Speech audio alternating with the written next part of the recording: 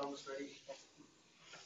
All right, we are starting to shift gears a little bit here. We talked about surface area for a long time. We're still in 3D shapes, the same 3D shapes we've been looking at, but now we're going to look at volume, which is how much space is inside the object, how much like water you could fill, how much air is in there. So we're going to be looking at formulas for that. There's a lot less to think about as far as organization. They start mostly the same way. So we'll go through that. Right prisms and oblique prisms have the same volume. Just make sure you use the right height if it's kind of slanted or tilted over. All right, so we're looking at the volume of a prism.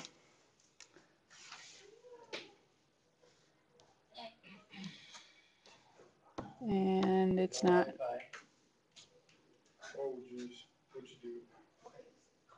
It's supposed to flip over. Okay, we'll just write it. Volume equals capital B, lowercase h. Make sure you write it that way. The reason is this. The capital B means we're actually going to be putting in the area of the base, the formula for whatever that shape is, and then multiply it by the height. Volume of a cylinder, let's see if this one works. Nope. Is the same.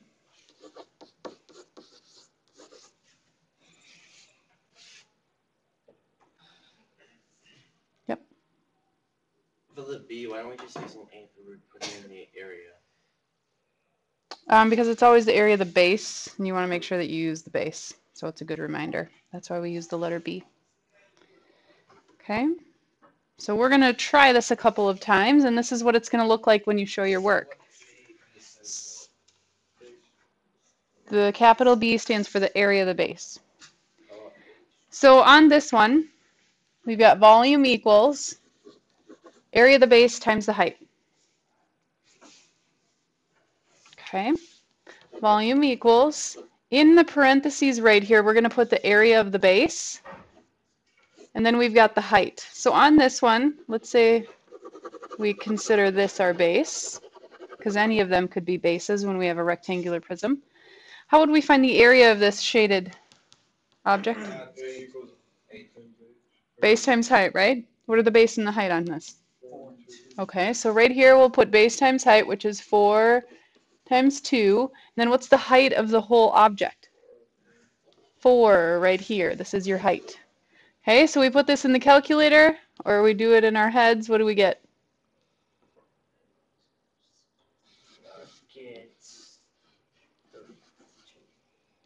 Why did I put meters cubed? Because it's three-dimensional. Three-dimensional, it's the volume inside, so that we're looking at 3 dimensions here. Question?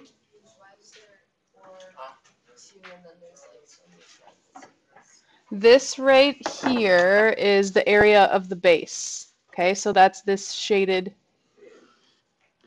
rectangle right here. Yep, B is the area of the base, so whatever formula we use for that shape. In this case, it's just base times height, so that's the 4 times 2.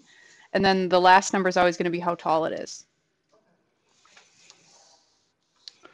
Let's try this one. Which one is the base on this figure? What shape? Rectangle. The rectangle is not the base. It's the back. What is this called? Let's do that first. What would you call this? Rectangular prism. Wouldn't this be a triangular prism? So prisms and pyramids, they're all named for their bases. So what are the bases? The triangles are the bases. Okay, so let's shade that in. So we have volume equals area of the base times the height. In parentheses, for the area of the base, what formula do we use for this shape? Yeah, triangles are 1/2 BH. So we go 1/2. What are the base and the height for the triangle? 5 and 12. Okay, now what's the height of the whole prism?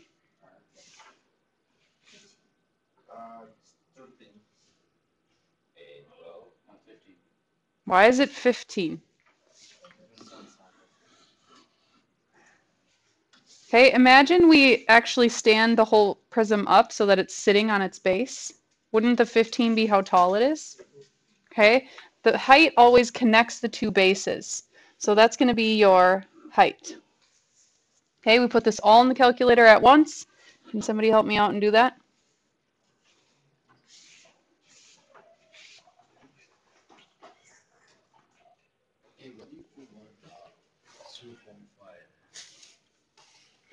Why did I put what? 0.5 or 1/2. Because this is a triangle right here, and the formula for triangles is 1/2 base times height. So you're putting like a formula in the base. Because remember, capital B is the area of the base. That's why we have a capital B. It's different than the lowercase b, which is just the length of the base. If you see capital B, they want you to actually put in the area formula for that base, whatever shape it is. What did you get? 450?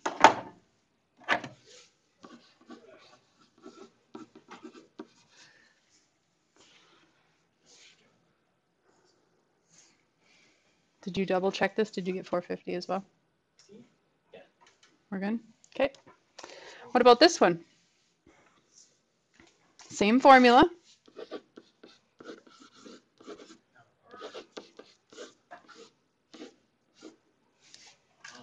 Now, what shape do we have for the base on this one? Circle is the base. What's the formula for that shape? Okay, so we'll go pi. What's the radius? 5. So that's the area of the base. What's the height? 9. Put this all in the calculator. What's our volume?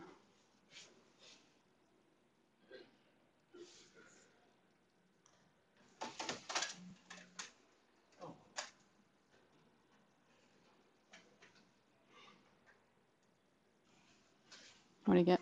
706.85.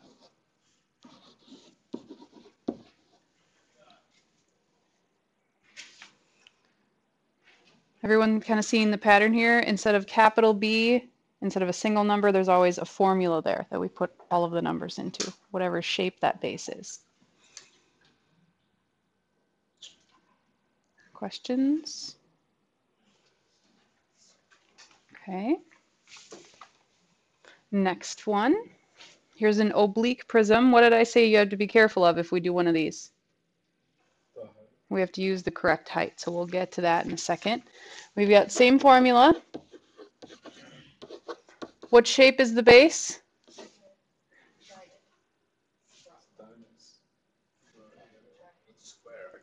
It's a rectangle. Okay, not a square. How come? Yeah, they're not equal sides. Okay, but what's the formula for that? Base times height, so it's what times what? Okay, because we're looking at the base down here. Okay, what's the height that we use? 7. It is 7. Good.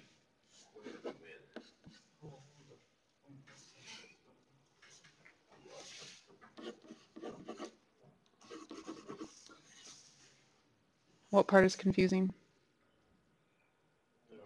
You're good? Okay.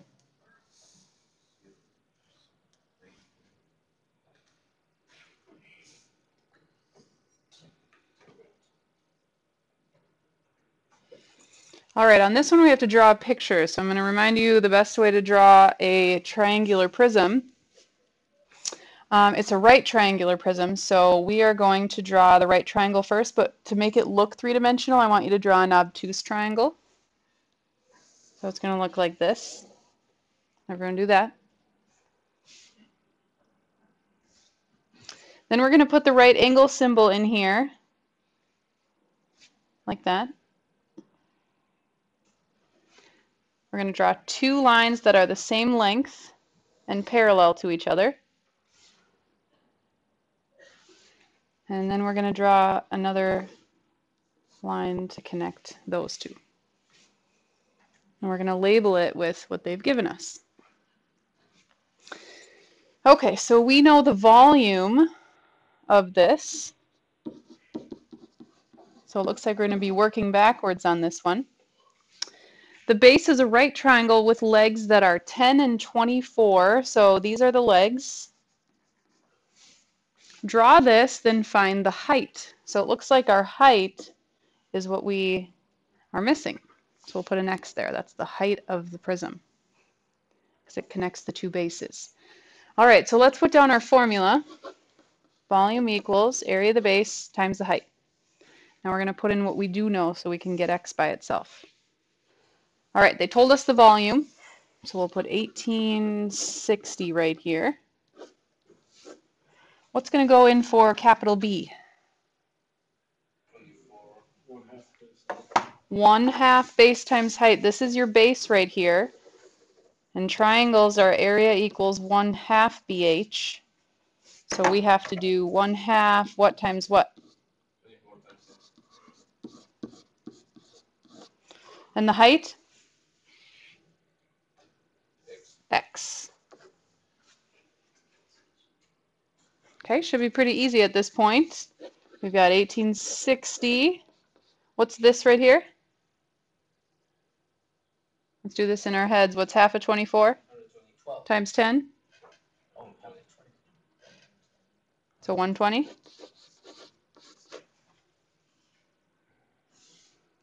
Now what? So what is the height?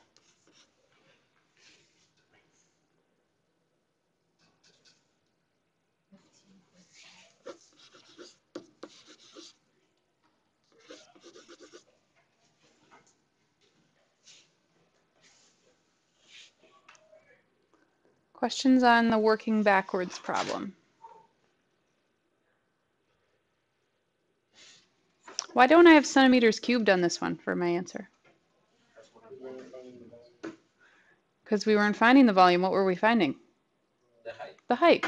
Okay, so it's just regular centimeters. One problem left. Everyone done with this one? All right, let's look at this last one. All right, the main tank at the New England Aquarium in Boston has a diameter of 40 feet and is 23 feet deep. What is the capacity of the tank in gallons? Okay, we'll get to that point at the end. We'll convert it over to gallons, but it looks like our conversion is in inches cubed. What did they give us the dimensions in? What dimension did they give us our? What units are we looking at? Inches. What did they give us? Oh, feet. Feet. Okay, so they gave us the diameter, 40 feet. So let's label this on here. This one's 23 feet. But we want our answer in inches cubed, not feet cubed. So before we do our volume calculation, let's switch these over. How would we change 40 feet into how many inches that is?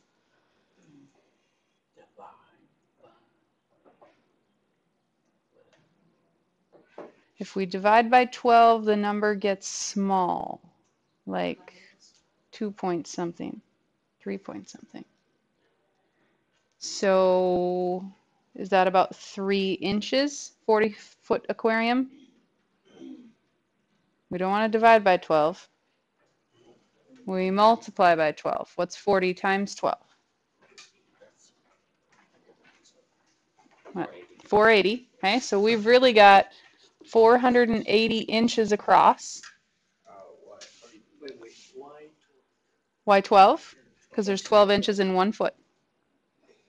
So how do you 12 times? 12 times 40 gives us that 480. Same thing we would do here. We would take 23 times 12. How many inches is that? 27. Okay, so you have a ruler, which is 1 foot. There's 12 inches on there. So we times that by 12. Now we have both dimensions in inches. Can we find the volume in inches cubed now? Yeah. Okay, so we've got our formula, our one and only formula for volume. What shape do we have on the base? Circle. So we do pi r squared. What's the radius? 20. 200. So 240. This is going to be a big number. It's okay. And the height. 276. Okay, so we've got volume. Read the number to me.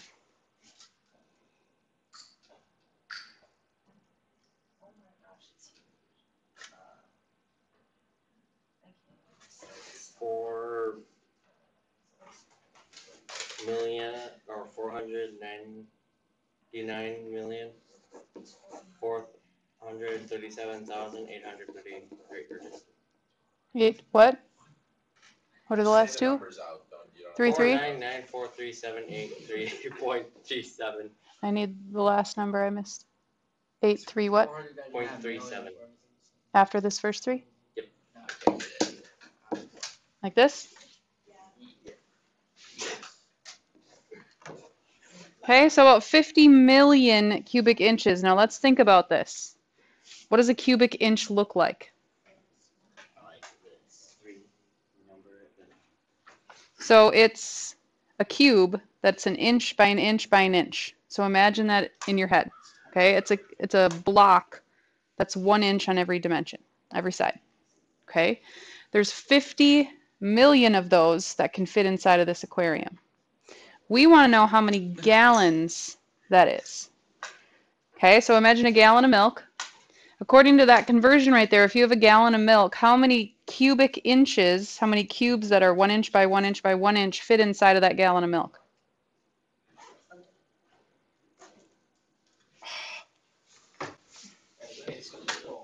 231 of those tiny little cubes will fit inside of a gallon of milk.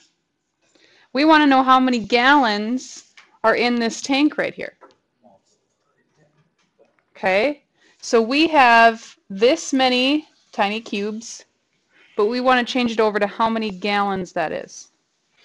What are we going to do with the 231 and this number so that we get how many gallons there are? We're going to divide by 231. So take this number that's already in your calculator, hit divided by 231. What do we get?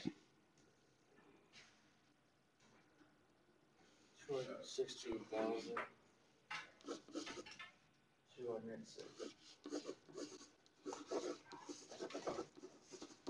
It's a lot of gallons. It's a big aquarium.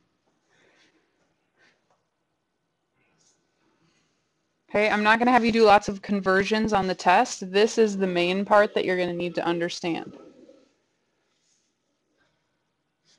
Questions?